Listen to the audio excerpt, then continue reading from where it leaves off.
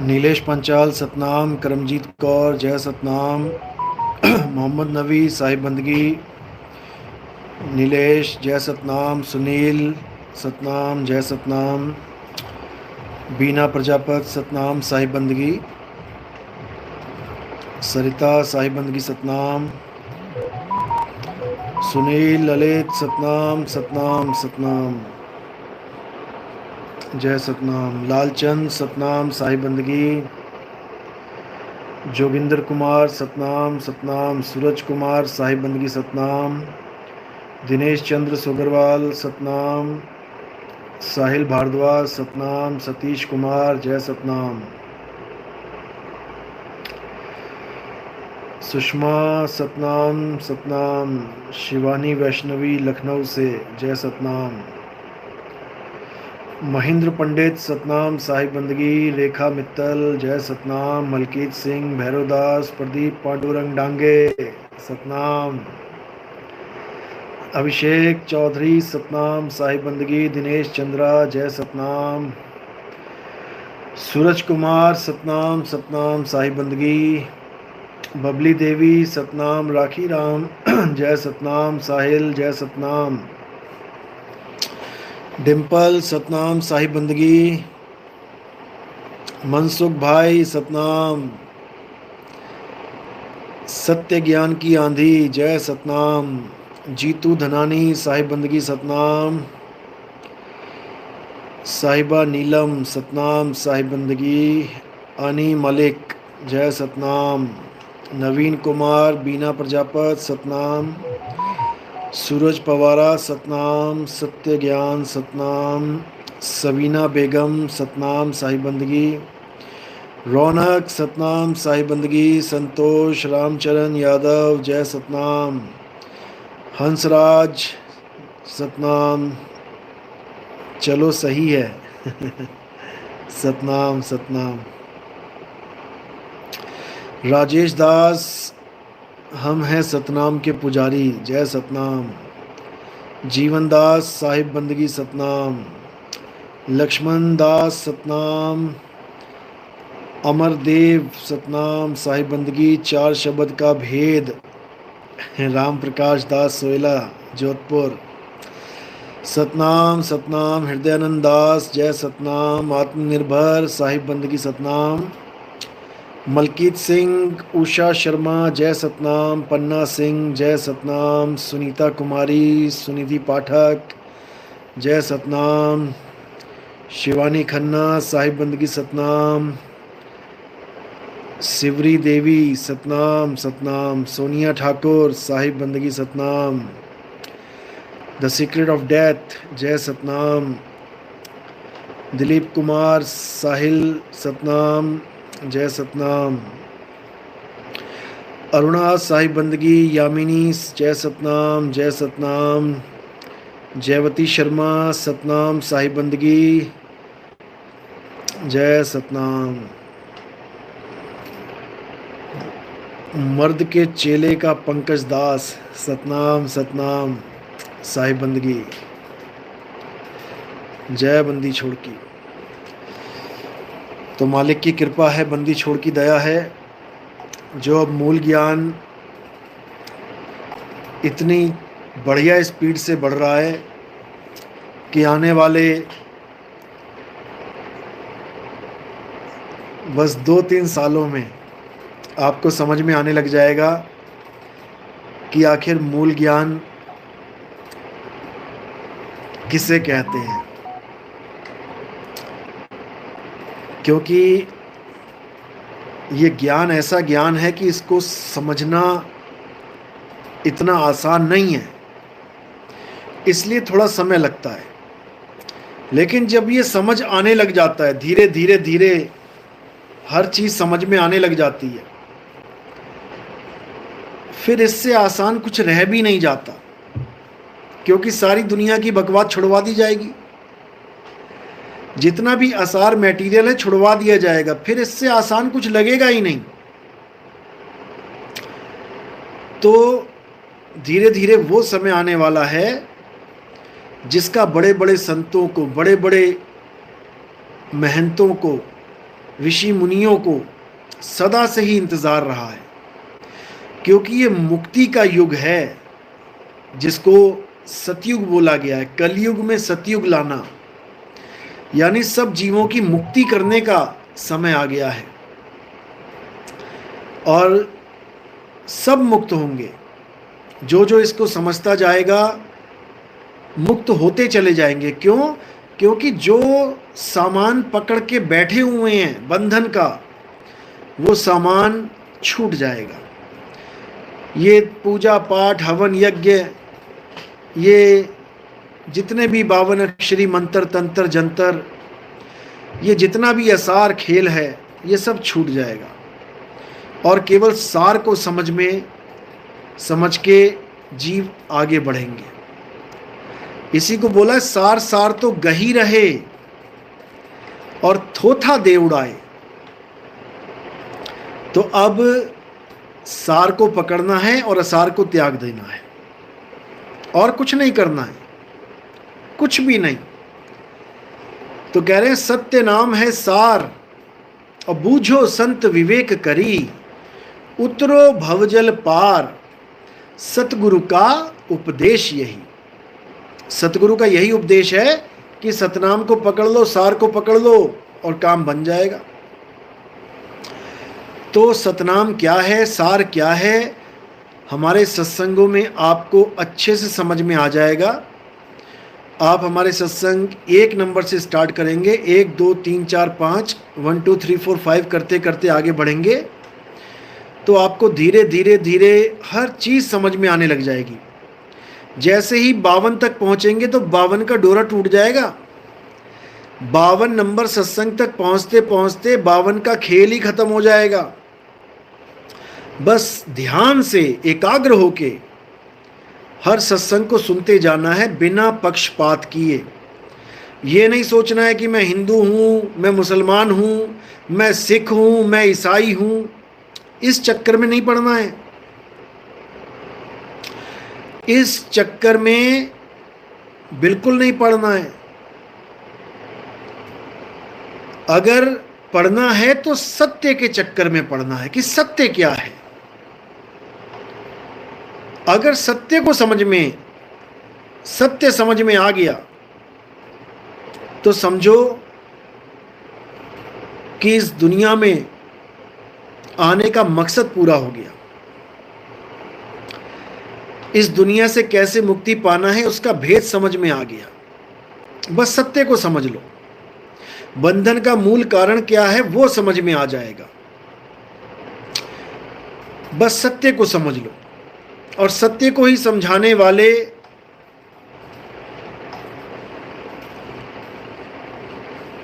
मिल नहीं रहे हैं, इतना समझ लो। जिस दिन सत्य को समझाने वाले मिल गए उस दिन समझ लो कि ये जितने भी धर्म के नाम पे धंधे बने हुए हैं, ये जितने भी पूजा पाठ के नाम पे जो पैसे कमाई का धंधा बना पड़ा है, ये सब खत्म हो जाएगा।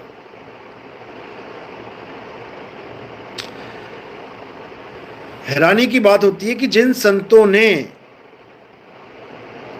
बिना एक भी रुपया लिए बड़े बड़े ग्रंथ रचे और बिल्कुल उसका फ्री पाठ करा, कभी पैसे नहीं लिए,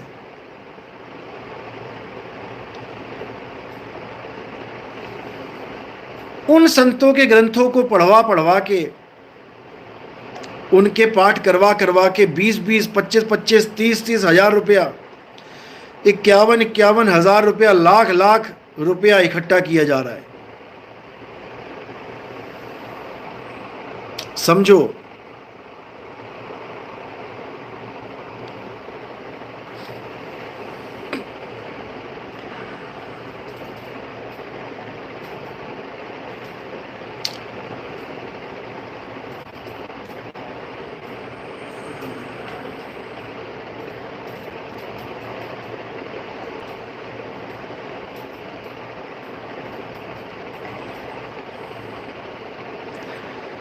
सुनिधि पाठक, कौन से मैसेज की बात कर रही हो? सतनाम साई बंदगी।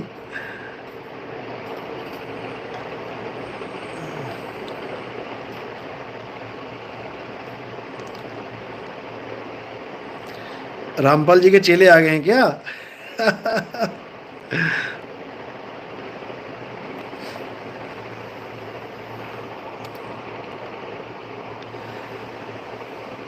सतनाम सतनाम सतनाम।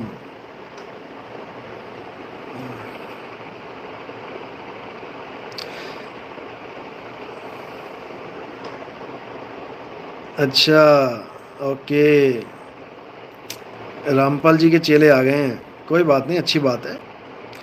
अविगत कबीर, ओहम सोहम पलड़े पालड़े रंग होरी हो। रंग होरी हो का भजन तो इन्होंने लिख दिया, लेकिन उसमें जो गहराई वाली बातें हैं वो नहीं समझ में आई। ओहंग सोहंग दो पालड़े समझ में आ गए इनको।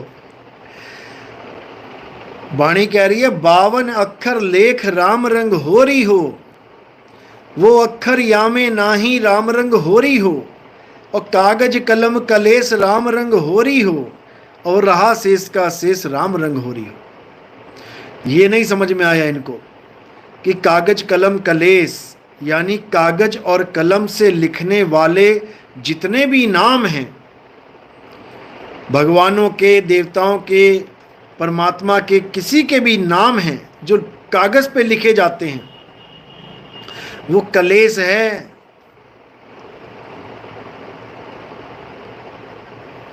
कलेस है, कागज कलम कलेस राम रंग होरी हो, वो रहा शेष का शेष राम रंग होरी हो। तो कलेस को जपोगे तो कलेस ही मिलेगा। कलेस कह लो, जैसे कहते क्यों कलेस कर रहा है, वाद विवाद कह लो। ओहंग सोहंग में थे ध्रुव पर लादा, ओहंग सोहंग वाद विवादा। और ये ओहंग सोहंग को सतनाम मान के बैठे हुए हैं। अरे भाई, ओहंग सोहंग वाद विवादा है, सतनाम नहीं है। तो निकलो इस ओहंग सोहंग के जाल से और अपनी आत्मा को जानो, अपने आत्म स्वरूप को पहचानो मेरे भाई, तब कल्याण होगा, नहीं तो नहीं होगा। सतनाम।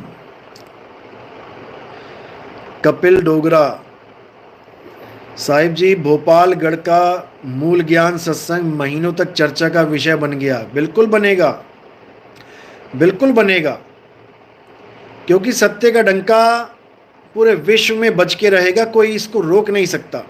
ये मालिक के वचन हैं, और अगर इसको कोई रोकने की कोशिश भी करेगा वो धराशायी होगा। ये मालिक के वचन हैं, क्योंकि समय आ गया है, जिस समय का सबको इंतज़ार है वो अब आ चुका है। अब धीरे धीरे धीरे बस देखते जाओ कि क्या होता है।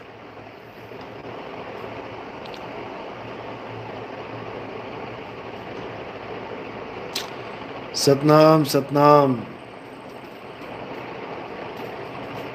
मोहम्मद नवी साहिब, एक अने मिल्क नू एक बाबा जी कहंदा ਤੁਹਾਡੇ ब्लड विच पितर दोष है। ब्लड विच पितर दोष है? वाह भाई वाह, ब्लड टेस्ट करा के पितर दोष निकल आया उसमें। ऐसा कुछ नहीं होता भाई, कोई पितर वितर दोष नहीं होता। ये तो हिंदुओं ने पितरों को पूजना शुरू किया हुआ है, बाकियों के भी तो पितर होते होंगे, ईसाइयों के, सिखों के, मुसलमानों के। उनके पितर तो ना परेशान करते या आके, ये हमारे वालों ने परेशान करने का ठेका ले रखा है। और भाई सबसे बड़ी बात यह है कि पितर को आप कहते हैं कि पितरों को भोग लगाना है, तो 365 दिन में क्या पितर एक ही बार खाना खाता है क्या? अगर आप पितरों को भोग लगाना चाहते हो तो रोज 365 दिन में 2 टाइम 3 टाइम थाली सजा के रखो उसकी, फिर तो समझ में आता है। और पितर लोग कोई भिखारी लोग है क्या कि जो अपना खाना नहीं मिलता उनको, कि तुम्हारे ये यूरिया वाली, इंसेक्टिसाइड पेस्टिसाइड वाली, ये दालें खाने आएंगे, ये रोटियां खाने आएंगे, कैंसर करवाएंगे जाके। वहां तो हॉस्पिटल भी नहीं होगा पितरलोक में। यहाँ मृत्युलोक वाले ये अशुद्ध अन्न खा खा के बेचारे कैंसर हो गए भर्ती हुए पड़े हैं। किसी की किडनियां फेल हो रही हैं, किसी के बेचारे के फेफड़े खराब हो जा रहे हैं। इतनी मिलावट हो चुकी है जल में, अन्न में। अब पितर लोग यहाँ का आके अशुद्ध अन्न खाएंगे। पता लगा 2-4 को कैंसर हो गया तो ऐसी बद्दुआएं देंगे, तेरा कख ना रहे तेरा। तो ऐसा कुछ नहीं है भाई। पितरों को उनके पितर लोक में बढ़िया भोजन मिल रहा है, खा रहे हैं, पी रहे हैं, उनको वहीं रहने दो। पितरों को नहीं, किसी और को चाहिए। समझो बात को, समझ लो। सतनाम सतनाम।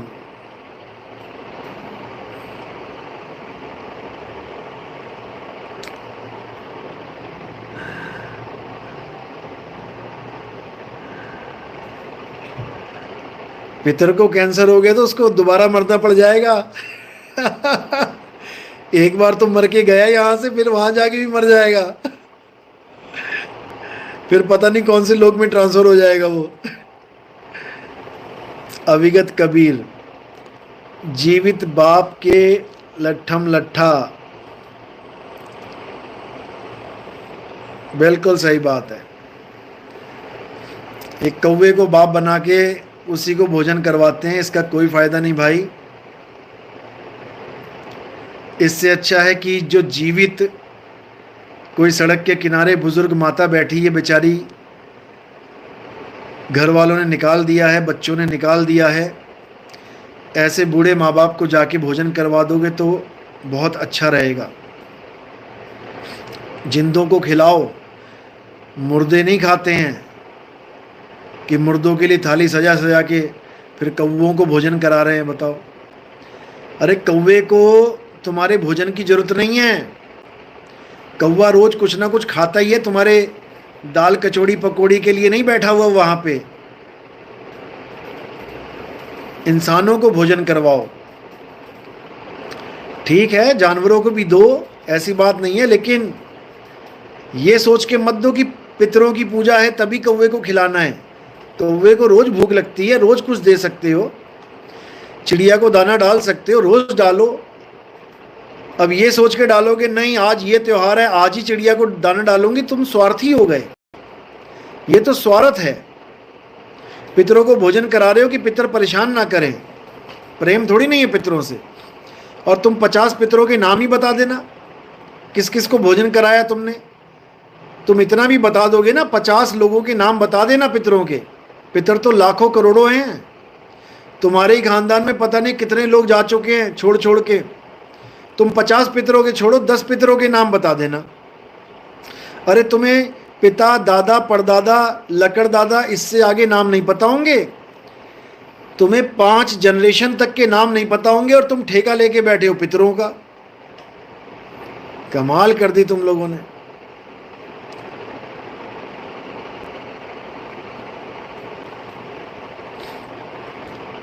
सतनाम सतनाम सतनाम सतनाम। तो इन चक्रों से बाहर आ जाओ और जीवित प्राणियों को, उनको भोजन कराओ, उससे कुछ फल भी मिलेगा।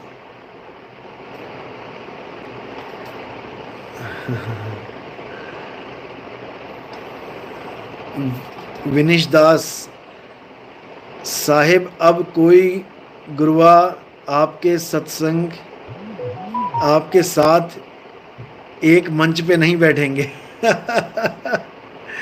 अरे भाई, मैंने किसी के लिए थोड़ी नहीं बोला है कि कोई अपने ऊपर लेके भाग जाए वहां से।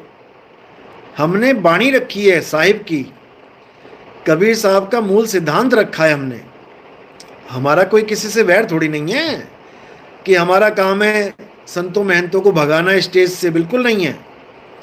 हमारा काम है जगाना, जगाना हमारा काम है। नहीं तो सब वंदनीय है, सब पूजनीय है, हमारा किसी से कोई बैर नहीं है भाई। हमारा एक ही मकसद है कि अगर हम कबीरपंथी हैं तो फिर एक सिद्धांत पे चलेंगे, फिर एक ही नाम होगा, एक ही बात होगी, फिर 2 4 5 10 बातें नहीं होंगी, फिर 12 पंथ वाला काम नहीं होगा, समझ लो।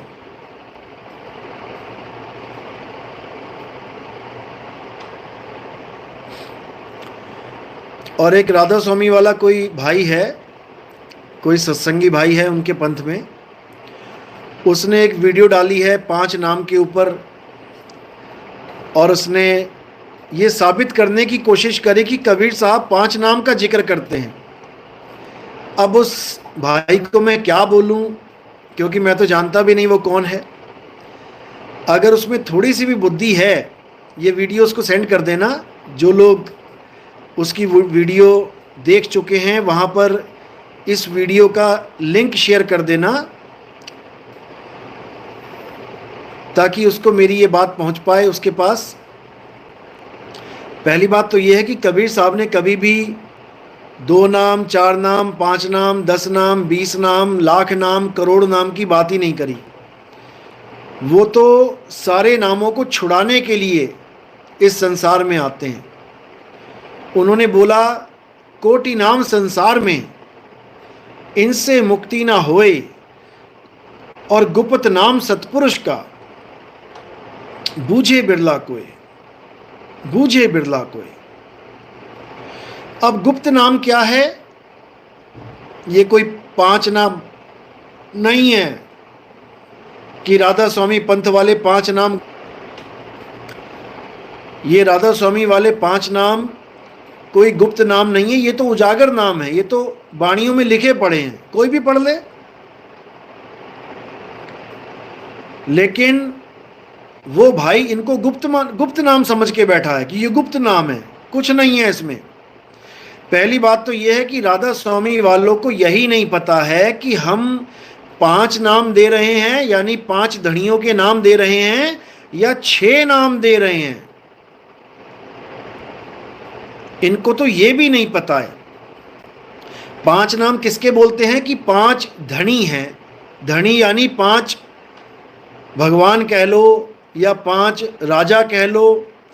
हर रूहानी मंडल का एक राजा, उसका नाम जपोगे तो आगे जाने देगा, ऐसे बोलते हैं। ये नाम दीक्षा के वक्त क्या कहते हैं कि आपको 5 नाम दिए जा रहे हैं, ये 5 रूहानी मंडलों के राजा हैं, धनी हैं। हर मंडल का एक धनी है, उसका नाम जपोगे तो वो धनी आपको रोकेगा नहीं, आप आराम से आगे जा सकते हो। ये इनका ज्ञान है। अब असल में इन अज्ञानियों को यही नहीं पता कि हम 5 धनियों का नाम जप रहे हैं कि 6 धनियों का। इनको इतना भी नहीं पता। क्यों? क्योंकि सब नकल मार के बैठे हुए हैं, नकल मार के। इनके पास अपना कुछ नहीं है, अपना इनका कुछ नहीं है, सब नकल मारी हुई है। जो पुराने संतों की वाणियों में जो नाम लिखे होते थे उसी की नकल मारी है। कौन कौन से नाम? ज्योत निरंजन। अब ज्योत निरंजन क्या है? इनको यही नहीं पता कि ज्योत निरंजन एक धनी नहीं है, ये 2 धनियों के नाम है। ये एक अस्तित्व नहीं, ये 2 अस्तित्व के नाम हैं। जैसे हम कहें सीताराम, राधे कृष्ण, तो ये एक नहीं 2 लोगों के नाम हैं। एक राधा, एक कृष्ण, एक सीता और एक राम। ये 2 धनी हो गए, समझ लो। ऐसे ही जब पहला नाम जपा जाता है ज्योत निरंजन, तो ये एक नहीं है कि कोई इसको एक समझ ले। ये 2 हैं, एक ज्योत और एक निरंजन। इसी को शिव शक्ति कहते हैं, शिव शक्ति। तो ये राधा स्वामी वाले शिव शक्ति के पुजारी हैं, ये उनका नाम जपते हैं। शिव शक्ति कह लो, ब्रह्म और माया कह लो, नर और प्रकृति कह लो, पुरुष और प्रकृति कह लो, ये उसके नाम जपते हैं। तो पहला जो है नाम वो दो धड़ियों का नाम है, ज्योत निरंजन। उसके बाद ओंकार, ओंकार भी इसी ब्रह्म का दूसरा नाम है, पर्यायवाची। ओंकार शिव का ही दूसरा नाम है, पर्यायवाची। और ये सोच के बैठे हैं अज्ञानी कि ये दूसरे धड़ी का नाम है। ऐसा कुछ नहीं है भाई, ऐसा कुछ नहीं है, समझ लो। ज्योत निरंजन ही ओंकार है, उसी का नाम है। ओंकार है वेद का मूला, ओंकार में सब जग भूला। ओंकार जो वेद बखाने, सोई काल कोई मरम न जाने। वही है ब्रह्म, उसी को काल बोला है कबीर साहब ने। समझ ले, तेरे भले की कह रहा हूं, अटक जाएगा नहीं तो यहीं पे, और बाबा के चक्कर में लटक जाएगा यहीं पे। तो क्या करना है, ज्योत निरंजन ये शिव और शक्ति, पुरुष प्रकृति, ज्योता वाली माता और अलख निरंजन का रूप है, समझ लो। ओंकार भी इन्हीं का रूप है, ओंकार भी इन्हीं का नाम है। रारंकार, रारंकार कोई धनी नहीं है कि तुम कहो रारंकार कोई धनी का नाम है। रारंकार अनहद नाद का नाम है, समझे। रा रा करके आवाज आती है 10वें द्वार पे। रारंकार खेचरी मुद्रा 10वां द्वार ठिकाना, ब्रह्मा विष्णु महेश तीनों रारंकार पहचाना। रारंकार ये धनी का नाम नहीं है कि तुम धनी का नाम मान के बैठे हो। ये रारंकार 10वें द्वार के नीचे होने वाली वो धुन है जिसको सुन के ब्रह्मा विष्णु महेश जी भी इस काल के जाल में, इसी दुनिया में रह गए, इसी 3 लोक में रह गए, आगे नहीं बढ़ पाए। वो रह गए तो तुम कैसे बढ़ जाओगे आगे? जब वो नहीं पार कर पाए इसको, तो तुम कैसे कर लोगे? समझ लो। तो कबीर साहब ने साफ बोला, साधु सिद्ध त्रिदेव आदि सब इन 5 शब्द में अटके, और मुद्रा साध रहे घट भीतर, फिर औंधे मुंह लटके। कबीर साहब की वाणी है, पढ़ लेना जाके। संतों शब्दे शब्द बखाना, शब्द फांस फंसे सब कोई, शब्द नहीं पहचाना। ये ज्योत निरंजन, ओंकार, रारंकार, सोहंग, सतनाम, इन 5 शब्दों में अटक गए सारे, अटक गए, समझ लो। और तुम बता रहे हो कि कबीर साहब 5 नाम की बात कर रहे हैं। अभी अनजान हो, अभी नादान हो, अभी नहीं समझ में आएगा तुम्हें। तो साहिब आगे क्या समझा रहे हैं, आप वाणी पढ़ेंगे कबीर साहब की जितनी भी, उसमें आपको जीव, शिव और पीव स्तर की वाणी मिलेंगी। अब ये आपकी बुद्धिमता है, ये आपका विवेक है कि आप उस वाणी को किस प्रकार देख रहे हैं, समझ लो। अब ये सरदार भाई क्या कर बैठा, ये राधा स्वामी का शिष्य क्या कर बैठा, ये 5 शब्द की जहां पर भी बात हुई है उसके स्क्रीनशॉट दिखा दिखा के कह रहा है कि कबीर साहब इन 5 नामों का जिक्र करते हैं। बिल्कुल नहीं करते हैं। कबीर साहब ने कभी कहा ही नहीं कि ये 5 नाम ही फुल एंड फाइनल है, कभी नहीं। हाँ, उन्होंने इसका जिक्र जरूर किया कि हमारी काया में ही ये 5 नाम बसते हैं, लेकिन इससे हमारी मुक्ति नहीं होगी। मुक्ति के नाम कुछ और हैं, मुक्ति के नाम कुछ और हैं। और ये 5 नाम, 5 धुनें, ये सब हमारे शरीर के अंदर हैं, लेकिन इससे काम नहीं बनेगा, इससे काम नहीं बनेगा। तो साहिब ने समझाया अच्छे से, पांचों नाम काल के जानो, पांचों नाम काल के हैं। तो तीसरा नाम जो रारंकार है वो कोई धनी का नाम नहीं है भाई, वो अनहद नाद का एक रूप है, रारंकार रूप, दसम द्वार के नीचे ठिकाना जिसका। अब सोहंग ये कोई धनी नहीं है कि तुम इसको धनी मान के बैठ जाओ कि चौथे रूहानी मंडल का महाशून्य का धनी है। ये कोई धनी वनी नहीं है, ये गलत फहमी में मत रहना। सोहम का मतलब है जो तू सोहम, यानी तुम्हें वहां पर ऐसा एहसास होने लग जाएगा कि जो परमात्मा है वो मैं ही हूं। इसका मतलब धनी तुम ही हो गए कोई और धनी नहीं, तुम ही हो गए। जो तू सो हम, फिर कौन धनी और कौन सेवक, लेकिन इनको समझ में नहीं आएगा। ये जो मैं बता रहा हूं आपको, एक एक चीज राधा स्वामी की ही किताब में मिल जाएगी। सार वचन जिसका सफेद जिल्द है, जिसकी आप देखोगे उसमें, उस सार वचन में पीछे जाओगे, जब शब्दार्थ जहां पे लिखे होते हैं आप देखोगे, आपको 4 नाम के शब्दार्थ मिल जाएंगे।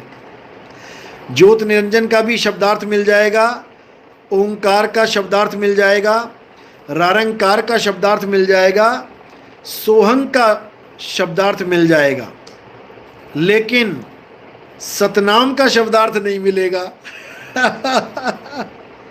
मतलब जो चीज चाहिए उसका शब्दार्थ नहीं मिलेगा, क्योंकि उसका कोई शब्दार्थ ये कर ही नहीं सकते, ये कर ही नहीं सकते। क्योंकि सतनाम का शब्दार्थ क्या लिखेंगे? सच्चा नाम।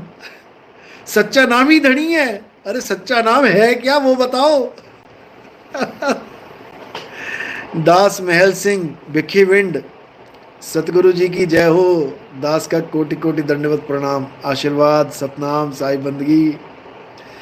तो मेरे भाई, सतनाम क्या है ये जानना है। सतनाम सतनाम जपना नहीं है कि तुम सतनाम सतनाम जपने लग गए। इन लोगों ने सतनाम जपवा के बर्बाद कर दिया जन्म लोगों का। सतनाम तो पूछने की चीज है, गुरु से पूछो जाके, गुरु जी सच्चा नाम क्या है, सच्चा नाम क्या है वो बताओ, उसका सिमरन किया जाए। और सच्चा नाम ये 52 अक्षरी नाम नहीं है मेरे भाई। 52 अक्षर लोक त्रय, सब कुछ इन्हीं माही, और ये आखर खिर जाएंगे, वो आखर इनमें नाही। कैसे समझाया जाए तुम्हें? सच्चा नाम लिखने बोलने पढ़ने में नहीं आता। सच्चा नाम 5 नहीं है, सच्चा नाम एक है।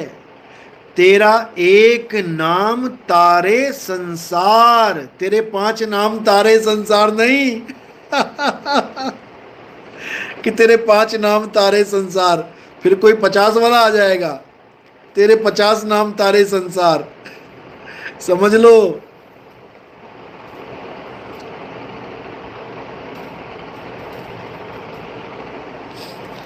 राम कबीर मुक्ति योग, बकरी पाती खात है सुरा पान से हेत, ते नर नरके जाएंगे माता पिता समेत। वाह भाई वाह। तो साहिब इसमें माता पिता का क्या दोष है? एक गुरु का सत्संग, उसमें वो सुना रहे थे, कह रहे थे कि रजबिंद को दोष लगता है। ऐसा कुछ नहीं है भाई कि आप मांस खाओगे, आप बकरा खाओगे तो आपके माता पिता को दोष लगेगा, ऐसा नहीं है। क्योंकि ये करनी आपो अपनी और के नेड़े के दूर, ये करनी अपनी अपनी है। अगर मैं अपने हाथ को आग में डालूंगा तो माता पिता को इसका कष्ट नहीं होगा, मेरे हाथ को ही कष्ट होगा। हाँ, मुझे देख के वो भले दुखी हो जाए कि मेरे बेटे का हाथ जल गया, लेकिन कोई कहे कि उनको आग का एहसास होगा तो नहीं होगा, भूल जाओ।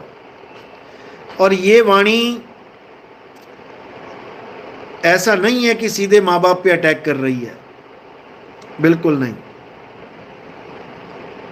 ऐसा नहीं है। हाँ, कुछ वाणियों में बोला गया है कि पेट कारणे करे गुरुआई, पीढ़ी सहित नरक में जाई। अब इसका मतलब ये नहीं कि जो पीढ़ी बीत गई है वो नरक में जाएगी, इसका मतलब जो आने वाली पीढ़ियां हैं वो नरकों में जाएंगे। क्यों? क्योंकि तुम जो पैसा कमा रहे हो वो गुरुआई करके अपने परिवार को पालने के लिए कमा रहे हो, तो तुम दोषी हो जाओगे, फिर तुम्हें दोष लगेगा। क्योंकि पेट कारणे करे गुरुआई, अपने पेट के लिए, अपने बच्चों के पेट के लिए ये काम करोगे तो मारे जाओगे, याद रखना। ये जितने वंशवादी चल रहे हैं, जितने कबीर साहब के नाम पे वंश गद्दियां चल रही हैं, ये सब उसी कैटेगरी में आते हैं। पीढ़ी सहित नरक में जाई, कोई नहीं बचा सकता इनको। लोगों के पैसों से अपने बच्चों को खूब बढ़िया बढ़िया गाड़ियां दे रहे हैं, खूब बढ़िया गिफ्ट दे रहे हैं, अच्छे अच्छे कपड़े लोगों के पैसों से पहना रहे हैं अपने बच्चों को, और भक्तों के बच्चे गरीब बेचारे, खाने को 2 टाइम रोटी नहीं है, उनसे भी चंदा ले रहे हैं धर्म के नाम पे। तो भाई काम खराब है, इनको कोई बचाने वाला नहीं है, याद रखो। तो साहिब ने बिल्कुल मना किया है कि अपने परिवार के लिए, परिवार के पेट के धंधे के लिए अगर कोई गुरुवाई करेगा तो पीढ़ी सहित नरक में जाई, उसको जाना पड़ेगा।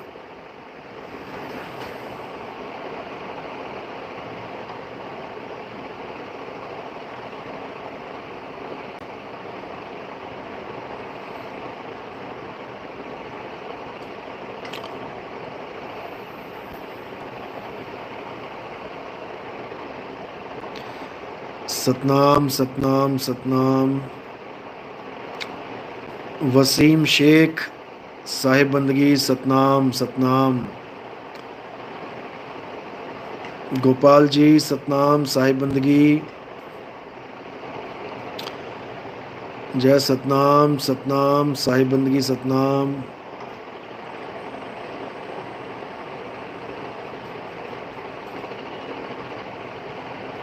महिपाल सिंह सतनाम सतनाम साहिब बंदगी।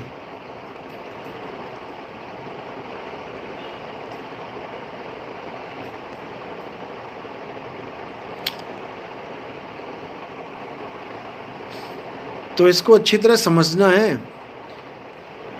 कि नाम कोई 5 नाम, 7 नाम, 10 नाम नहीं है।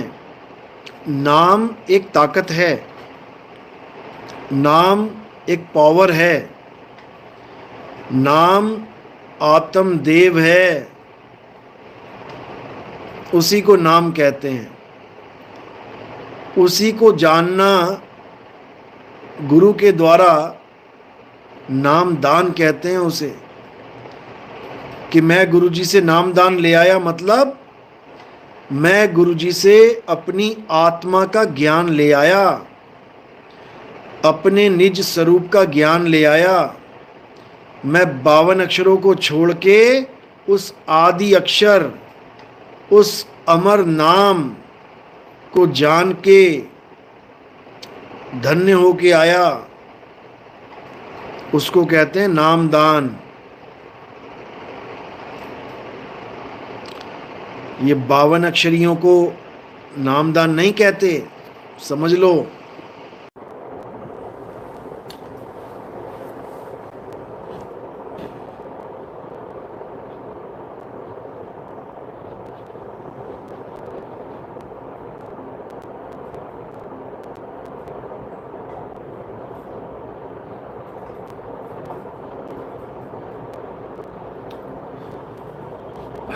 आनंद बघेल सतनाम सतनाम। ललित कुमार कायरा सतनाम। सतीश साहिब बंदगी। अजय प्रताप सतनाम। ब्रजेश साहिब बंदगी सतनाम। सहज मुक्ति सतनाम सतनाम। मैसेज डिलीट कर दिया, क्या हुआ? दोबारा भेजो। जय सतनाम, जय सतनाम, साहिब बंदगी सतनाम, लक्ष्मी सतनाम, करमवीर शर्मा सतनाम, सरोज चौपाल सतनाम, आयता पवारा सतनाम, सोनू दासी साहिब बंदगी, विमलेश सिंह जय सतनाम, प्रिंस राठौड़ सतनाम साहिब बंदगी, आर्यन कुमार सतनाम साहिब बंदगी सतनाम। हम हैं सनातन के पुजारी। अब तो सनातन पे भी अब सनातन की भी नकल मारने लग गए हैं। जब से हमने खुलासा कर दिया कि सनातन क्या है और हिंदू क्या है, अब खुले मन से बोलने लग गए ये कि सनातन हिंदू नहीं होता है। आज तक ना बोल पाए, आज तक ना बोल पाए कि सनातनी हिंदू नहीं होता है। जब हमने पूरा प्रूफ कर दिया, अब ये सारे जितने भी फफूंदी लगे आचार हैं अब सब डंके की चोट पे बोलने लग गए कि हिंदू सनातनी नहीं हो सकता, सनातनी तो यूनिवर्सल है, सनातन तो आत्मा है। और जब लोग इनसे पूछते हैं कि आत्मा क्या होती है, तो कहते हैं आत्मा, आत्मा नाम की भी कोई चीज होती है क्या? तुम खुद सोचो, आत्मा हो सकती है क्या? बताओ। बर्बादे आलम, क्या किया जाए इन लोगों का? मतलब हद ही हो गई है, हद। कमाल कर दी इन लोगों ने।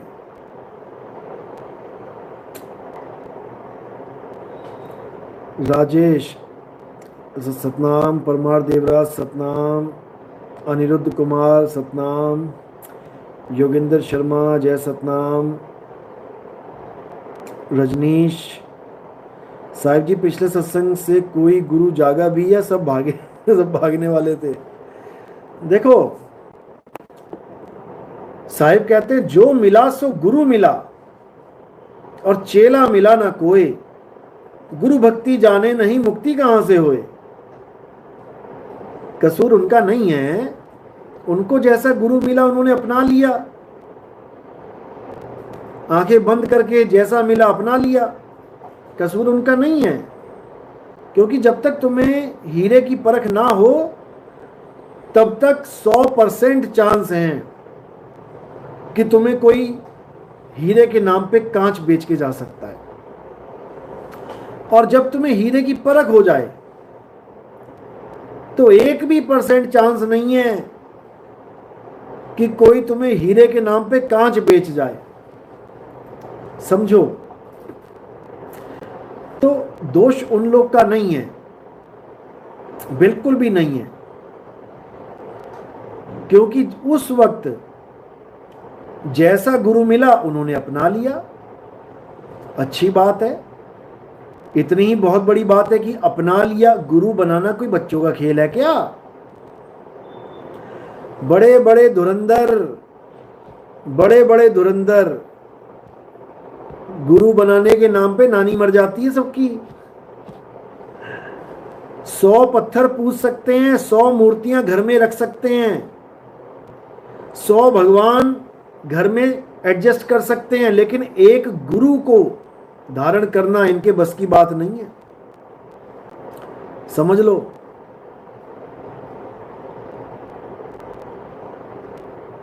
अच्छे से समझ लो।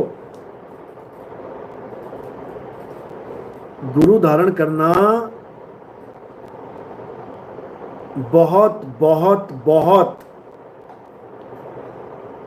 मुश्किल काम है, क्योंकि किसी आदमी के आगे खुद को झुकाना पड़ता है, सरेंडर करना पड़ता है। समझ लो। अरे लोग गुरु धारण करके भी उसको गुरु के भाव में नहीं देख पाते हैं। कई बार तो सोचते हैं ये भी एक आदमी है, मैं भी एक आदमी हूं, इसकी जय जयकार क्यों हो रही है, मेरी भी हो जाए समझे? कुछ लोग तो यही देख के जलते रहते हैं, यार ये जो बोल रहा है वो तो मैं भी बोल दूं यूट्यूब पे, इसको मालाएं पड़ रही हैं, इसके आगे पीछे लोग घूम रहे हैं, मेरे आगे पीछे क्यों नहीं घूम रहे, मेरे भी घूमने लग जाएं। ऐसे ऐसे भाव होते हैं चेलों के। तो वो चेले नहीं हैं, वो चेले नहीं हैं, याद रखो। वो उनके लिए बोला दोहा, फल कारण सेवा करे और करे न मन से काम, कहें कबीर सेवक नहीं चाहे चौगुना दाम। 2 का 4 करने आए हैं यहां पे। मान बढ़ाई, गुरुवाई, इसके चक्कर में आए हैं यहां पे। समझ लो।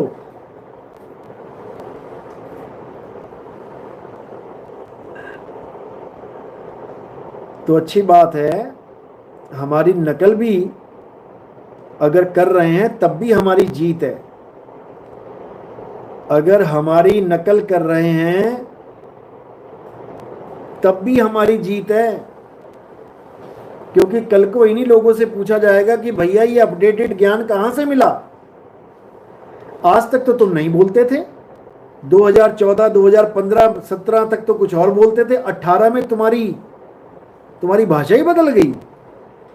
18 से ये ज्ञान उजागर हुआ है, इन लोग की आवाज ही बदल गई, सत्संग करने का स्टाइल ही बदल गया। कमाल है। रेखा बहन पुजारा, गुरुजी मेरे कमेंट क्यों नहीं पढ़ते? ऐसा कुछ नहीं है भाई, कमेंट लिखो आप। सतनाम साहिब बंदगी।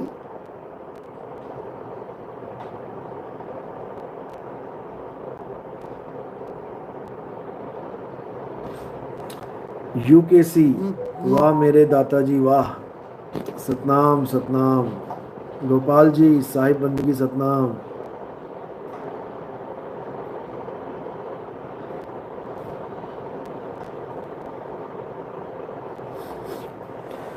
गोपाल जी सवाल पूछ रहे हैं कि सतनाम साहिब बंदगी गुरुजी, पहले के जो ऋषि मुनि थे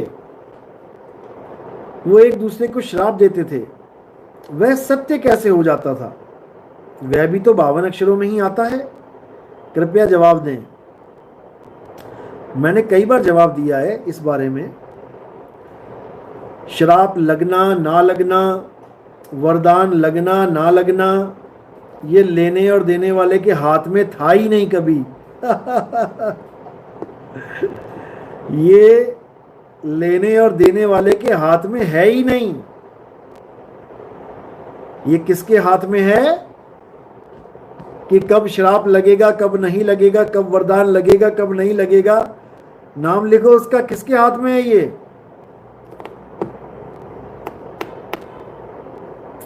यस, सोनू दासी। अलख निरंजन, काल निरंजन, ये अलख निरंजन के हाथ में है भाई।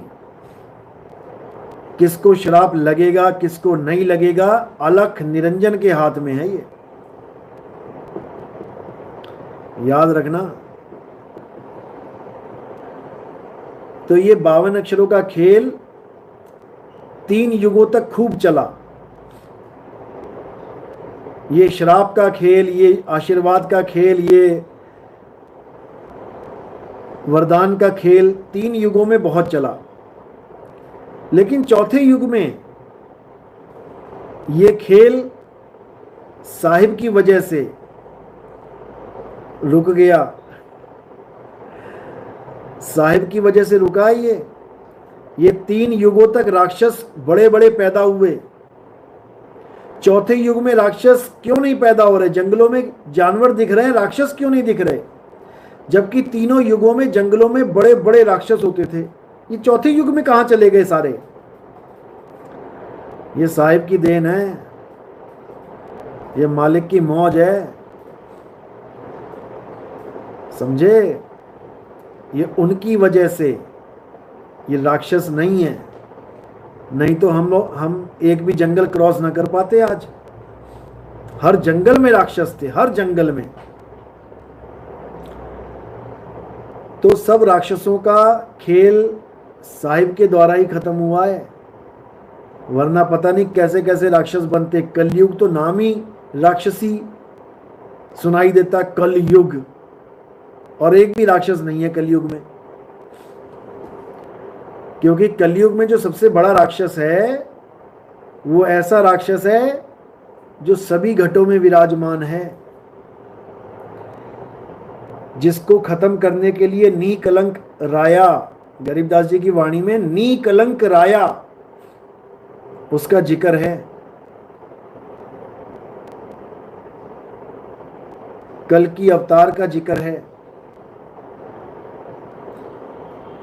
मर्द के चेले का जिक्र है, मैत्रेय बौद्ध का जिक्र है, इमाम मेहदी का जिक्र है, जीसस क्राइस्ट सेकंड कमिंग का जिक्र है, नौतम सूरत का जिक्र है। उसी के द्वारा उसका नाश होगा। उसी को मुसलमान दज्जाल कहते हैं, दज्जाल। दज्जाल इज इक्वल टू काल का जाल। उसी दज्जाल का खात्मा, देखो इमाम मेहंदी को भेजा गया, लेकिन खात्मा किससे करवाया जा रहा है? ईसा मसीह से। हदीस में आता है कि दज्जाल का खात्मा कौन करेगा? आएंगे तो इमाम मेहंदी, लेकिन खात्मा करेंगे जीसस क्राइस्ट। कितनी बढ़िया बात है इसमें, देखो, यानी हीरो बना दिया जीसस क्राइस्ट को, लेकिन मुसलमान इंतजार कर रहे हैं इमाम मेहंदी का। सोचो सोचो, क्योंकि दोनों एक हैं। दोनों एक हैं, समझ लो, दोनों एक हैं। और दोनों नहीं, ये सातों एक हैं। ये जितने भी हैं ये सातों एक हैं।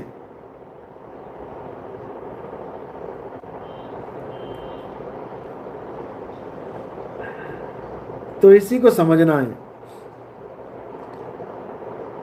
ये झगड़ा शांत करने के लिए लिखा गया है कि इमाम मेहंदी आएंगे, लेकिन दज्जाल का खात्मा कौन करेगा?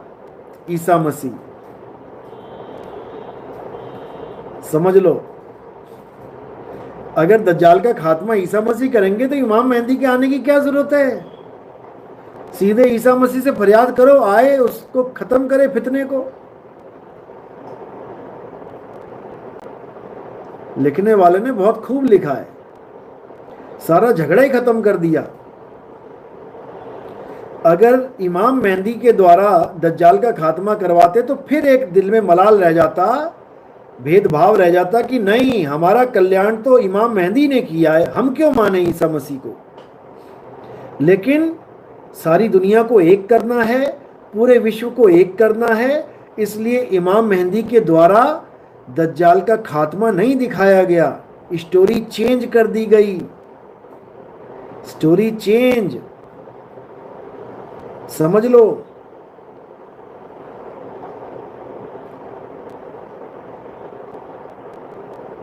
और सबसे बड़ी बात क्या बताई कि इमाम मेहंदी एक आम आदमी होगा, एक आम आदमी, तुम्हारी हमारी तरह, बिल्कुल आम। सबसे बड़ी बात यह बताई गई ताकि कोई इस भ्रम में ना रहे कि वो जिसके ऊपर हाथ रख देंगे मुर्दे को जिंदा कर देगा, ऐसा कर देगा, वैसा कर देगा। ऐसा कुछ नहीं करेगा, ऐसा कुछ नहीं होगा, समझ लो। ये इसलिए लिखा गया ताकि मुसलमान कहीं ये ना सोचने लग जाएं कि हमारे अब्बू जी कैंसर से मरने वाले हैं, हमारी अम्मी की किडनी खराब है, हमारे खाला की दोनों आंखें नहीं है, इमाम मेहंदी से हाथ रखवा लेंगे, ठीक हो जाएंगे। ऐसा कुछ नहीं होगा मेरे भाई। इसलिए बिल्कुल क्लियर शब्दों में लिख दिया गया कि इमाम मेहंदी बिल्कुल एक नॉर्मल आदमी होंगे, नॉर्मल, बिल्कुल एक आम आदमी।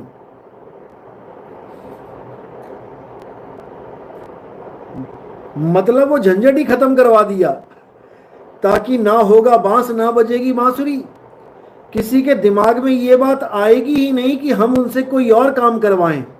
जिस काम के लिए वो आएंगे केवल वही काम करेंगे। वो पूरी दुनिया में इस्लाम कायम करेंगे।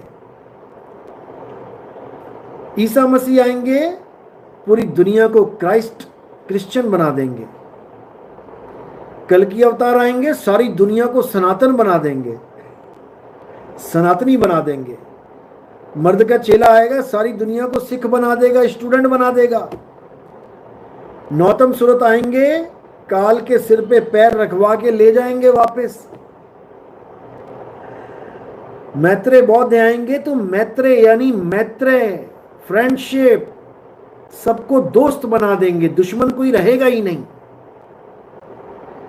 नाम ही चुन के रख दिया मैत्रेय बुद्ध, जो दोस्ती करवा देगा। और ये बुद्ध वाले तो खुद ही लड़ लड़ मर रहे हैं, ये खुद ही लड़ लड़ मर रहे हैं। सबको एक करने की ताकत रखने वाला ही सबको एक कर सकता है, और सबको एक करने की ताकत केवल और केवल शब्द गुरु में है। केवल वही सबको एक कर सकता है। समझ लें, वही एक कर सकता है, उसके अलावा कोई नहीं।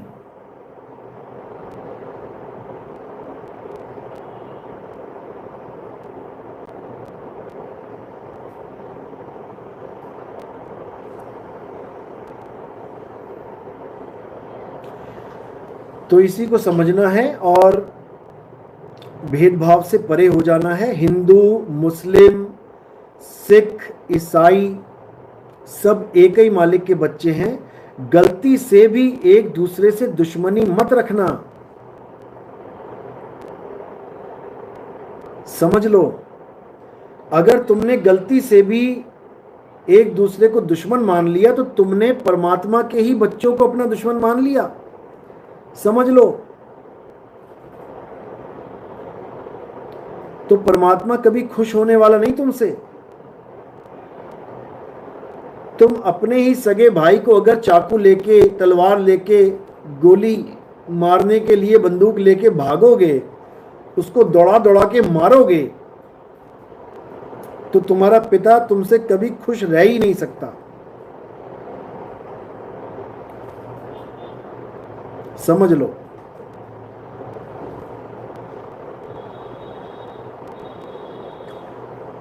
सुरेश पंचाल, ना मैं हिंदू, ना मुसलमान, ना सिख, ना मेरा कोई धर्म है, ना जाति। बिल्कुल सही बात है। हमारा कोई धर्म, कोई जात, कोई पात नहीं है। हम सत्य सनातन हैं, हम आत्मा हैं। आत्मा की कोई जात नहीं है। आत्मा बिना जात पात के, बिना धर्म भेद के कार्य करती है। आत्मा सदा अचल है, अखंड है। आत्मा ही एकमात्र धर्म है जिसे सत्य सनातन कहते हैं। आत्मा को जानना ही एकमात्र सत्य भक्ति है, क्योंकि आत्मा ही सत्य है।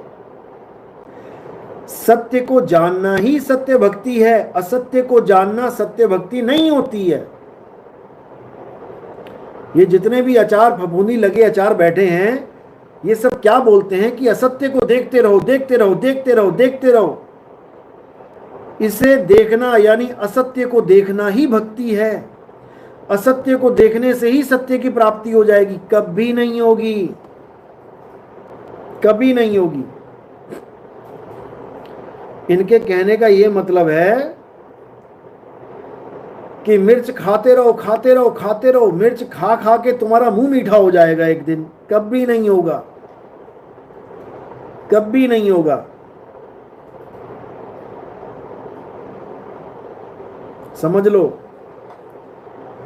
असत्य को छोड़ो और सत्य को पकड़ो, तब बात बनेगी। मोहम्मद नबी फफूंदी, फफूंदी है, फफूंदी लगा अचार, ना फेंकने का मन करता है ना खाने का, क्योंकि बड़े शौक से लोग अचार रखते हैं अपने मर्तबान में। थोड़ी थोड़ी थोड़ी फफूंदी लग जाती है तो बंदा एक बार तो सोचता है कि यार हटा के फफूंदी खा लिया जाए लेकिन फिर सोचता है नहीं यार, यानी ना खाते बनता है ना फेंकते बनता है, ऐसा हाल है इन लोगों का। यानी ना इनकी बात गलत लगती है क्योंकि नकल मारते हैं, और ना ही इनकी बात सत्य लगती है क्योंकि अनुभव नहीं है। जिसको अनुभव नहीं है और वो सत्य की बात करता है तो पकड़ा जाता है, पकड़ा जाता है, उसकी आवाज में दम ही नहीं होता। इसी को साहिब ने बोला है, करनी तज कथनी कथे अज्ञानी दिन रात, और कूकर समान भौंकत फिरे सुनी सुनाई बात।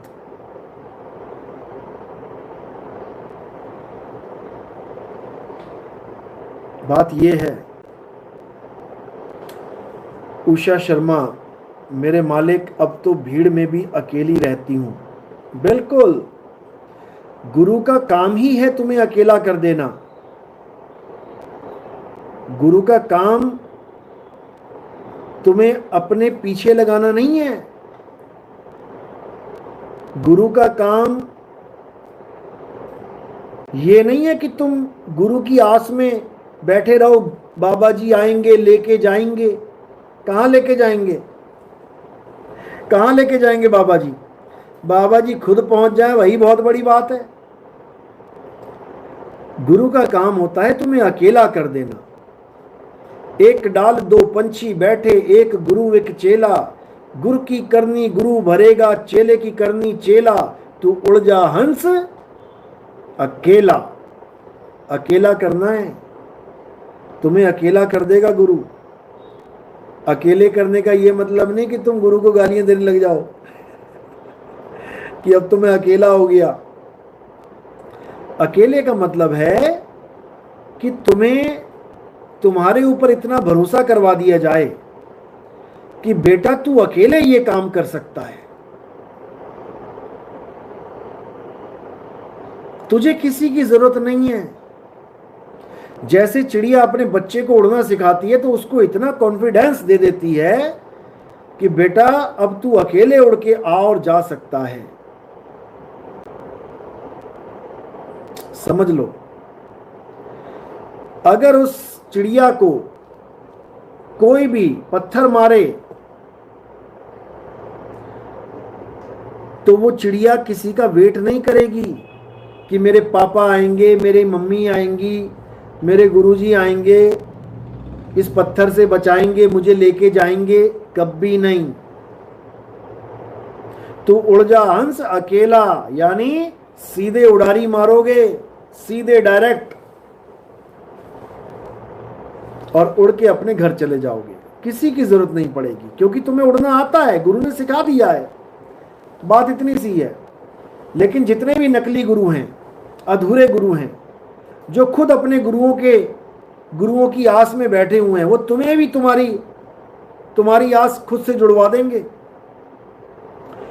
जितने भी गुरु अपने गुरुओं की आस में बैठे हैं, जो गद्दी पे बैठे हैं, वो भी इस आस में बैठे हैं कि मेरे पुराने वाले गुरुजी लेने आएंगे, क्योंकि फार्मूला ही ये दे दिया सबको। फार्मूला ही ये चला दिया है कि गुरु चेले को लेके जाएगा, पार करवाएगा। तो जो गद्दी पे आज बैठा हुआ है, अरे उसको भी तो उसका गुरु लेने आएगा कि नहीं आएगा? वो खुद इंतजार कर रहा है मेरे गुरुजी आएंगे लेके जाएंगे, और संगत को खुद से जोड़ दिया उसने। बताओ कि बाबा जी आएंगे लेके जाएंगे तुम्हें, बाबा जी को खुद ना आया उसका बाबा लेने अभी तक। जिसका बाबा खुद उसे नहीं लेने आया, उस बाबा से लाखों करोड़ों लोग जुड़े हुए हैं और आस लगा के बैठे हैं कि ये बाबा हमें लेने आ रहे, उसको तो पहुंचने दो। पहले उन्होंने तो पुजण दो भाई घर अपने। कहते पिंड बसिया नहीं, डाकू पहले ही आ गए। वो बाबा पुज्या नहीं हले अपने टिकाने, वो बाबे की लत्ता तुसी पहला घड़ीसी जाओ, तुसी लैन आए जी, तुसी लैन आओ। उन्होंने पुजण तो दो नो, उन्होंने तो पहुंचण दो।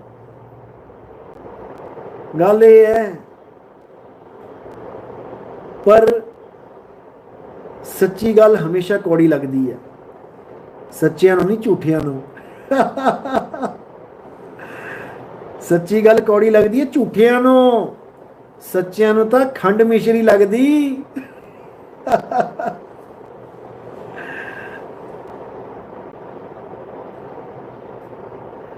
सुरेश पंचाल, स्वामी जी आप और हम कौन हैं? आप और हम शुद्ध स्वरूपी आत्मा हैं,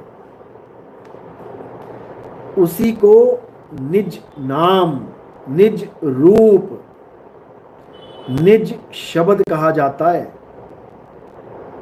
उसी को प्राप्त करना है, अपने शुद्ध स्वरूप को प्राप्त करना है, जिसमें कोई कलंक ना हो। उसी को कल्कि कहते हैं, कल्कि, जिसमें कोई कलंक ना लगा हो उसे कल्कि कहते हैं। उसी का जिक्र है कि कल्कि अवतार आएंगे और हमें शुद्ध आत्मा बनाएंगे, क्योंकि अभी हम अपने आप को आदमी औरत बना चुके हैं।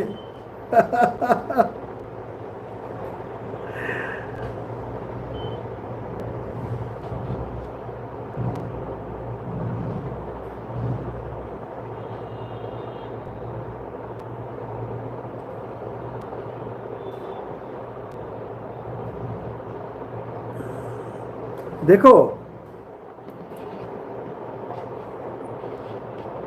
राम जी ने सवाल किया है, गुरुजी अगर आपको नाम जब सही नहीं लगता तो यह बताइए, हिंदू में जितने भी बाबा हैं सभी को भूत भविष्य का ज्ञान साधना मंत्र जाप के द्वारा ही हुआ है, क्या यह भी गलत है और ईश्वर अक्षर शब्द में बैठा हुआ है? देखो समझ लो बात को।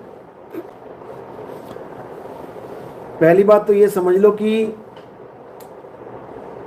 ज्ञान कितने प्रकार के हैं, कौन से बाबा को कहां तक का ज्ञान हुआ है, ये समझ जाओगे तो सारी कहानी समझ में आ जाएगी, कुछ बचेगा ही नहीं। ज्ञान 3 प्रकार का है, एक जीव ज्ञान, एक ब्रह्म ज्ञान, एक पार ब्रह्म ज्ञान। जीव ज्ञान में संसारिक ज्ञान आता है, तुम्हें संसार की सारी बातें, साकार की सारी बातें समझ में आने लग जाएंगी। ब्रह्म ज्ञान में निराकार ज्ञान आता है, जिसको त्रिकालदर्शी ज्ञान भी बोल देते हैं। जो भी ब्रह्म ज्ञान में पहुंच जाता है उसको 3 लोक का ज्ञान हो जाता है, भूत भविष्य वर्तमान का ज्ञान हो जाता है, लेकिन उसकी मुक्ति नहीं होती, केवल उसको 3 लोक का ज्ञान हो गया, इससे ज़्यादा कुछ नहीं। अगर आपने पुरानी रामायण देखी होगी तो उसमें लक्ष्मण जी ने राम जी को पूछा कि जिनको 3 लोक का ज्ञान हो जाता है, भूत भविष्य का ज्ञान हो जाता है, वो कितने महान लोग हैं, कितनी बड़ी बात है। तब राम जी ने वहां बोला कि कोई बड़ी बात नहीं है, कुछ नहीं है, ये भविष्य भूत का ज्ञान होना कुछ नहीं है, जो भी चाहे उसको ये ज्ञान हो सकता है, बस साधना कर ले, कोई बड़ी बात नहीं है। तो लक्ष्मण पूछते हैं कि बड़ी बात क्या है फिर? अगर ये बड़ी बात नहीं है तो बड़ी बात क्या है? तब राम जी ने कहा कि बड़ी बात यह है कि हम हर परिस्थिति में व्यवहार कैसे करते हैं। सुख आया तो हमारा व्यवहार कैसा होता है, दुख आया तो हमारा व्यवहार कैसा होता है। ये बड़ी बात है, इससे बड़ी कोई बात नहीं है। यानी एक तरह से इनडायरेक्टली आपको यह समझाया जा रहा है कि सुख और दुख दोनों से परे हो जाना है।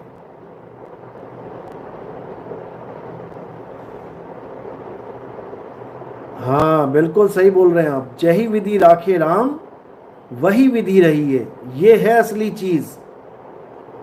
यानी तुम्हें पता भी हो कि मेरी मृत्यु 1 महीने बाद हो जाएगी, फिर भी ऐसा रहो जो तुम्हें हिला ना पाए। अपने आप को ऐसा बना के रखो। तुम्हारे घर में बड़ी खुशी आ गई, लेकिन ऐसे रहो कि खुशी भी तुम्हें हिला ना पाए, क्योंकि सुख और दुख दोनों हिला देते हैं इंसान को। याद रखना। अच्छा खासा आदमी होता है, पैसा आने लग जाता है, मोटा पैसा आ गया, सुख आ गया, 2 मिनट में बदल देता है इंसान को। 2 मिनट में बदल जाता है इंसान। यानी सुख ने उसको बदल के रख दिया। और वही जब दुखी हो जाता है तब भी बदल जाता है। तो सुख और दुख दोनों से ऊपर उठ के जब एक रास्ता में आ जाएंगे, एक रस हो जाएंगे, तब ये त्रिकाल विरकाल दर्शी वाला खेल खत्म हो जाएगा। फिर तुम्हें कोई अट्रैक्ट भी नहीं कर सकता, तुम्हारे ऊपर कोई प्रभाव भी नहीं छोड़ सकता। जैसे तुम हो वैसे ही रहोगे। Anshul Gautam, hello sir. हाँ जी अंशुल जी, साहिब बंदगी सतनाम। अनिरुद्ध कुमार, सत साहिब गुरुजी, सतनाम सतनाम।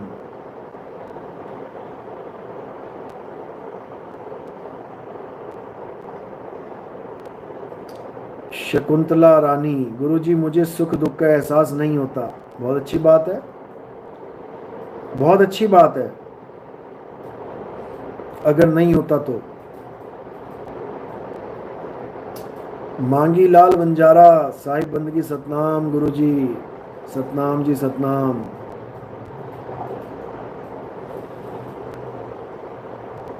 जय सतनाम। कीर्ति साहू, साहिब बंदगी सतनाम। श्वेता शर्मा, साहिब सूरत ज्यादा देर नहीं टिकती, कोई बात नहीं, धीरे धीरे रे मना, धीरे सब कुछ होए। जितनी देर टिकती है टिकाओ, धीरे धीरे अपने आप समय बढ़ जाएगा उसका। दिवेश बोघानी, धर्म कितने हैं? धर्म भाई एक ही है, कितने कोई भंडार थोड़ी लगे धर्म के। धर्म एक ही है। धर्म के अलावा नाना प्रकार के पंथ, नाना प्रकार के संप्रदाय आपको मिल जाएंगे। धर्म एक ही है, और वो धर्म है सत्य सनातन धर्म।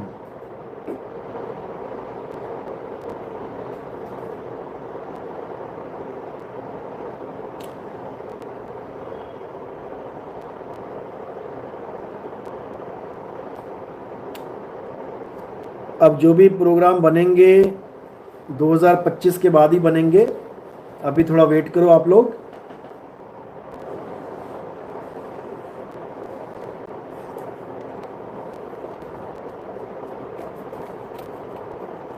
जय सतनाम। बंदी छोड़ का क्या मतलब होता है? ललित शर्मा सवाल पूछ रहे हैं। बंदी छोड़ का मतलब क्या होता है, उसके शब्द में ही अर्थ छुपा है। शब्द में ही अर्थ छुपा है। बंदी छोड़ मतलब जो बंदी यानी कैदी, जैसे राजा कहता है सैनिकों इसे बंदी बना लो। अब बंदी को कहां रखा जाएगा? बंदी गृह में, जेल में।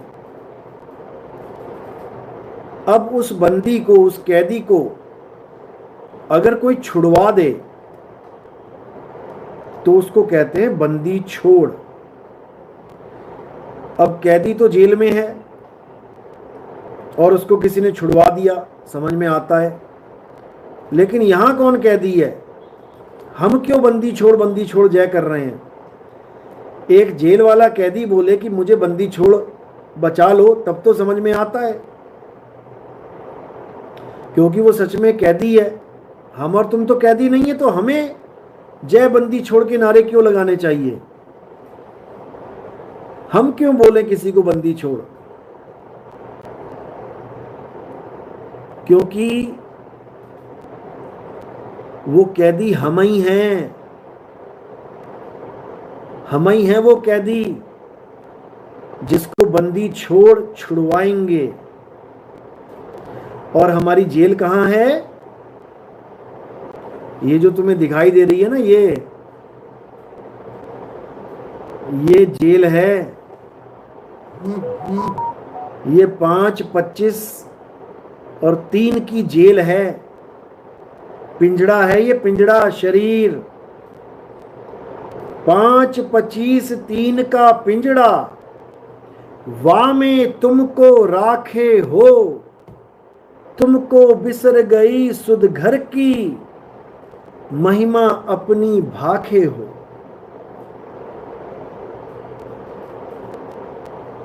समझ लो, ये तुम्हारा शरीर ही तुम्हारी कैद है।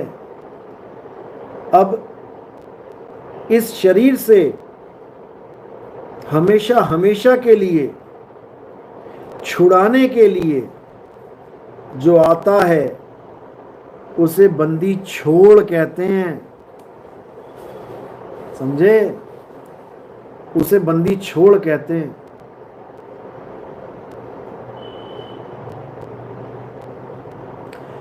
तीन लोक एक जेल है और पाप पुण्य दो जाल, सारा जग भोजन बना, खाने वाला काल। ये कली काल, ये सबको निगल जाएगा, पता भी नहीं लगेगा। याद रखो,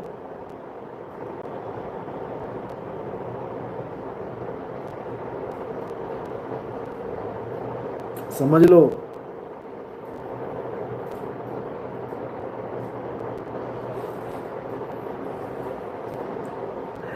राम जी सवाल कर रहे हैं कि गुरुजी आप कह रहे हो कि हमने अपने आप को पुरुष स्त्री मान लिया, यह भी तो हमने राम जी के उसकी विधि के अनुसार माना है, जैसा राम चाहेंगे वैसा होगा। बहुत अच्छी बात है। अब देखो ये सवाल भी कौन पूछ रहा है? ये कौन पूछ रहा है सवाल? ये सवाल कौन पूछ रहा है? लिखो जरा, कौन पूछ रहा है ये?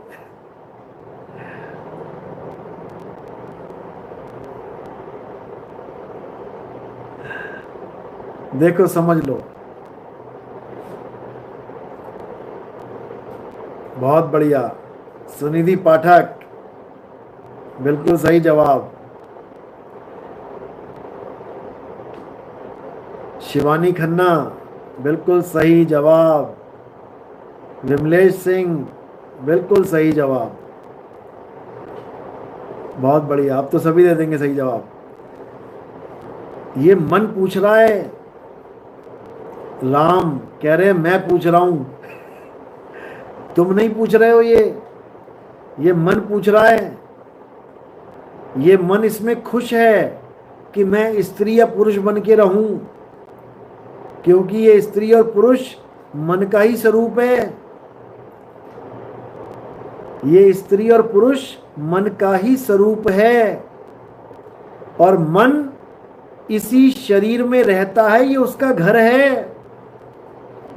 ये मन कभी नहीं चाहता कि मेरे घर का नाश हो जाए या मेरा नाश हो जाए, कभी नहीं चाहेगा। इसलिए ये आत्मा को कभी ये जीव को कभी सोचने की मोहलत ही नहीं देता कि तू शरीर नहीं है। ये सारे काम आदमी और औरत वाले ही करवाता रहता है सुबह से लेकर शाम तक। समझ लेना इस बात को। सुबह से लेकर शाम तक ये तुम्हें इसी भाव में रखता है कि तुम एक आदमी हो या तुम एक औरत हो। ये चाहता ही नहीं है कि कोई भी जीव अपने आप को आत्मा के रूप में जाने, क्योंकि जैसे ही तुम अपने आप को आत्मा के रूप में जान लोगे, इस मन का खेल खत्म हो जाएगा। समझ लो।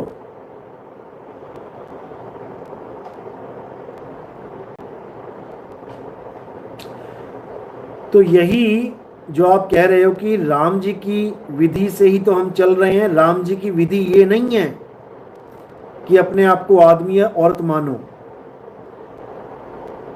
राम जी की विधि ये है कि तुम ज्ञान को समझो।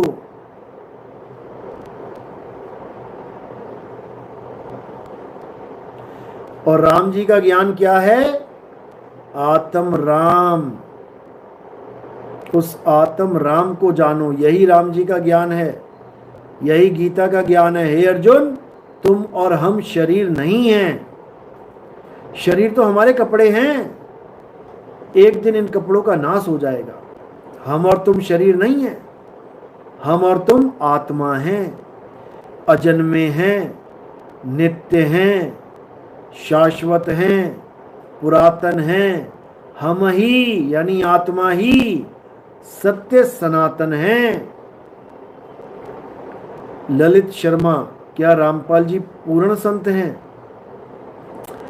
देखो, रामपाल जी महाराज पूर्ण संत नहीं हैं, लेकिन ऐसा भी नहीं है कि कुछ भी नहीं है। ऐसा भी मत समझ लेना कि कुछ भी नहीं है। जैसे 10वीं का 12वीं का टीचर तो है, लेकिन पीएचडी नहीं पढ़ा सकता तुम्हें। बस ऐसे ही रामपाल जी को समझो।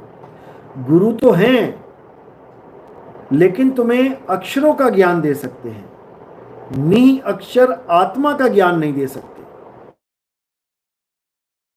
ना समझ लो, आत्म राम की जानकारी उन्हें नहीं है, अक्षरों के बारे में खूब जानकारी है। तो अक्षरों रामपाल जी के पास भरपूर है, जितना मर्जी खेलते रहो।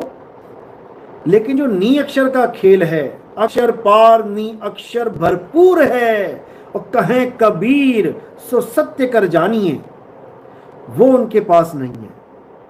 उनके पास ओम कलियम हरियम शरियम है, उनके पास सतनाम के नाम पे ओम सोहंग का जाप है, उनके पास सार नाम के नाम पे, तीसरा नाम जो इनका सार नाम है, उसके नाम पे ओम सोहंग सत्य कबीर, ये है उनके पास। और जो उनका सार शब्द है, चौथा नाम, पहले 3 नाम कहते थे कि सच्चा गुरु वो होता है जो 3 बार में नाम दीक्षा दे। अब महाराज जी ने 4 बार में बना दी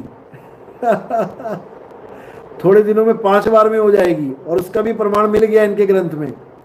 लिखा हुआ है सार शब्द भी मिल जाएगा। इसका मतलब ये नहीं कि परमात्मा मिल जाएगा, सार शब्द मिलने के बाद भी तुम्हें और कुछ करना पड़ेगा। बताओ वो क्या करना पड़ेगा भाई? वो 5वां नाम हो गया इनका। मैं शॉर्ट्स बनाऊंगा, उसमें उनका वो पेज डाल दिया जाएगा, उनके ग्रंथ का, ज्ञान गंगा के ग्रंथ का, पढ़ लेना उसमें। तो ठीक है, घर की खेती है। जैसे ओशो चले गए, ओशो ने पता नहीं कितनी विधियां बताई थी, 12 पता नहीं 17। आज ओशो के नाम पे जो दुकानें खोल के बैठे हैं, वो 37-35 नंबर पे पहुंच गए हैं वो 35-37 विधियां बता रहे हैं, वो 35-37 मंजिल पहुंच गए, पता नहीं और कितनी पहुंच जाएंगे वो ओशो बेचारा नीचे रह गया, और उनके चेले पता नहीं कौन सी फ्लाइट पकड़ ली उन्होंने तो इतना बुरा हाल है, इतना बुरा हाल है। ये मन का खेल है, ये सारा मन का खेल है। अरे भाई, किसी फ्लाइट पे नहीं चढ़ जाना, किसी रूहानी मंडलों की सैर नहीं करनी है। अपने आप को जानना है। राधा स्वामी वालों, तुम भी सुन लो, 5 रूहानी मंडलों में सैर सपाटा नहीं करता कि बाबा जी नाल जावांगे ते गेड़ियां लावांगे, वो काम नहीं है यहाँ पे कि 5 रूहानी मंडलों में धक्के खाने जा रहे हो। यहां पर है आत्म ज्ञान, self realization. Self realization is God realization. इसको समझो, इसको समझो, नहीं तो धक्के खाने पड़ जाएंगे। कंपनी बाग में नहीं जाना घूमने, खुद को जानना है।